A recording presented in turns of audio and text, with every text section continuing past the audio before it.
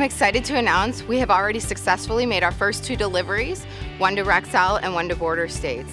It was amazing to see the excitement with both teams and also both customers as they saw those first deliveries arrive. They were an extreme success, and we are excited that we have now opened the Arizona Distribution Center.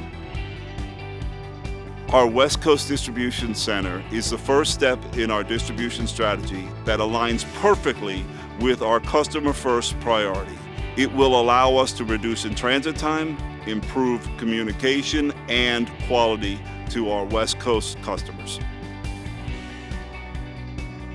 With our new 400,000 square foot facility here, we not only have the ability to serve our customers now with the product they need, we also have the ability to expand so that as our customers and our partners grow, we can grow along with them and continue on that journey.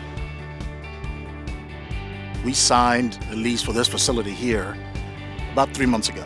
And in the span of 3 months, even with the pandemic, for us to be able to have full infrastructure, products on the shelf, is just a tremendous achievement. So I want to thank all of our employees and our colleagues for the fantastic work you guys have all done. This is a tremendous Herculean effort to get this to where it is today.